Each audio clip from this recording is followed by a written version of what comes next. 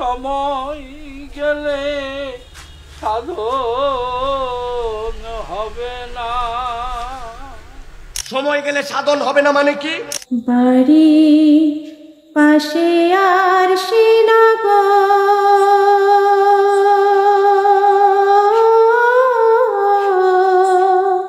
বাড়ির পাশে আরশিনগর। আমরা মনে করছি বাপরে কি মারাফতি গান। আল্লাহর কথার কোনো কিছু পাই না, মাথা কোনটা কোনটা। বাউলদের কি ধর্ম আলাদা?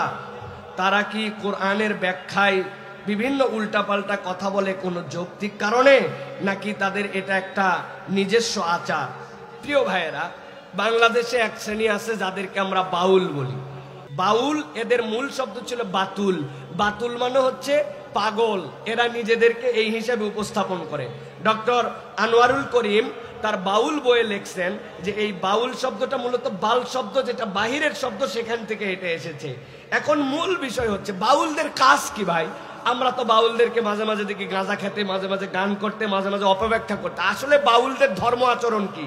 তারা বলছেন বাউলরা কোনো মসজিদে যায় না, বাউলরা কোনো মন্দিরে যায় না, বাউলরা কোনো গির্জায় যায় না, কোনো প্যাগোডায় যায় না। কেন যায় না? কেননা বাউলরা এগুলো কোনো ধর্ম বিশ্বাসে অনুসরণ করে না। তাদের তাহলে ধর্মীয় এবং তাদের মূল টার্গেট কি? তাদের মূল টার্গেট হচ্ছে, তাদের এই ধর্মটাই হচ্ছে ধর্ম। নাউজুবিল্লাহ বলেন। কিভাবে?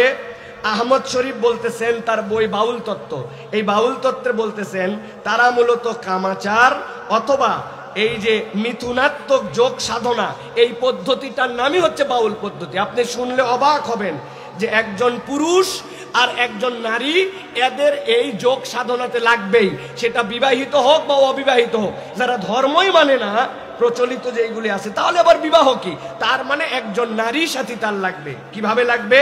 তাদের শব্দ কি? ওরা ডাইরেক্ট এই শব্দ ব্যবহার করে না, তারা কতগুলা শব্দ ব্যবহার করে, প্রতীকী শব্দ ব্যবহার। কি ব্যবহার করে? অমাবস্যা।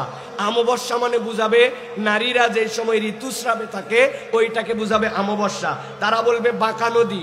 এই বাঁকা নদী মানে মহিলাদের যেই অংশ দিয়ে পুরুষ একজন তার সাথে মিলিত হয়, এইটাকে তারা বাঁকা নদী বলে। তারা কুমারী বলে, কুমারী মানে কাম। তারা বলে লতা, লতা মানে হচ্ছে সন্তান। তারা বলে চন্দ্র সাধন, ঘৃণায় মুখে আনতে মন চায় না। চন্দ্র সাধন মানে মলমূত্র পান। আপনি বলবেন মলমূত্র পান ধর্ম হতে পারে? আমি আপনাকে রেফারেন্স সহ বলি। তারা দেখবেন তাদের গানগুলাতে যৌনতার প্রতীক ব্যবহার করে, কৌশলগত ইঙ্গিত ব্যবহার করে।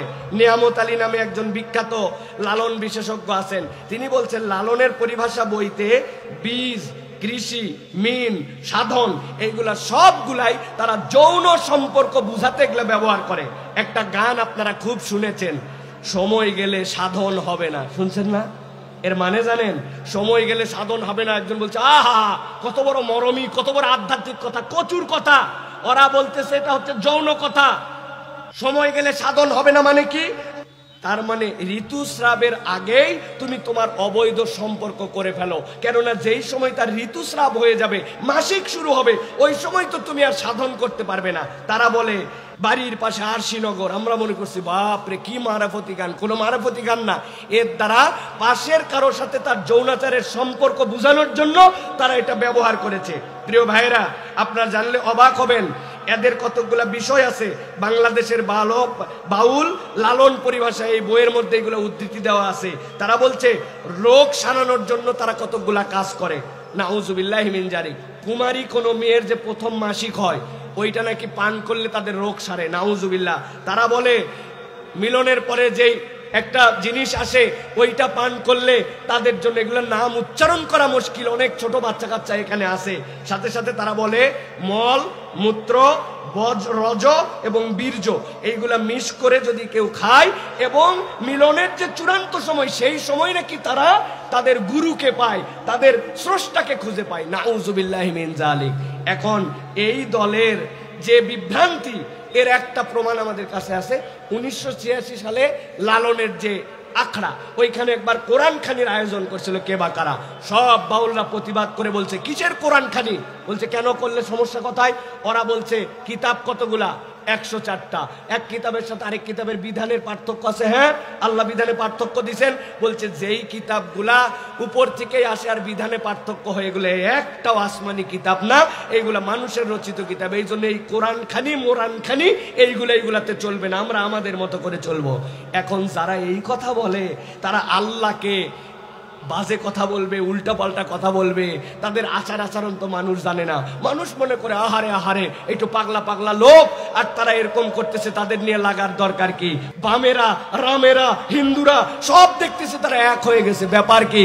তার মানে বোঝা যায় ডাল মে কুছ কালা হ্যায়। এখন তাদের পক্ষে কথা বলে, কি বলে জানেন? শাহজালালের বাংলায় উগ্রবাদের ঠাঁই নাই। শাহজালালের বাংলায় আমরা এই সকল বাউলদেরকে ধরা হলো কেন, তার জবাব চাই। ব্যাককল শাহজালাল ইয়ামিনী রহমতুল্লাহ বাংলাদেশে কি জন্য আসছিলেন? গৌর গোবিন্দের বিপক্ষে। তিনি একটা তলোয়ার ধরার জন্য আসছিলেন। উনি তাদেরকে পরাজিত করে তাওহীদ প্রতিষ্ঠা করছিলেন। তুমি মাজারের উপরেরটা নাও, আর আসল শাহজালালকে চেনো না। আসল শাহজালাল ছিলেন তাওহীদপন্থী, তিনি তাদেরকে উৎখাত করেছেন, আর তুমি এখন প্রীতি দেখাও। এরা হচ্ছে শয়তান নম্বর 1, ঠিক কিনা? এদের বিপক্ষে আমাদের সচেতন হতে হবে। এরা গাঁজার মহা উৎসব করে, 12 মাসের গাঁজার চালান সাপ্লাই দেয় ওইখান থেকে। দেশে মাদকতের বিপক্ষে আমরা এত কথা বলি, আর ওইগুলো মেলাতে উন্মুক্ত গাঁজা বিক্রি হয়। অবশ্য এটা এমনি এমনি হয় না, ওদের সাধনার মধ্যে গাঁজা খাওয়া লাগবে, এটা লেখা আছে। তাহলে তারা আল্লাহর বিপক্ষে কথা বলে, নবীর বিপক্ষে কথা বলে, ইসলামের বিপক্ষে কথা বলে, কটূক্তি করে। তুমি যেই হও, তোমাদের এই সকল ভোজং ভাজং বাংলাদেশের মানুষ বুঝে ফেলছে। সুতরাং যারা তাদের পক্ষ নিবে বুঝতে হবে এরা সব ধান্দাবাজ। অতএব প্রত্যেকটা তাওহীদপন্থী ইমানদারকে এদের বিপক্ষে কথা বলতে হবে, ঠিক কিনা? আল্লাহ আমাদের এদের থেকে হেদায়েত দান করুক, এদের থেকে আমাদেরকে হেফাজত করুক। প্রিয় ভাইরা,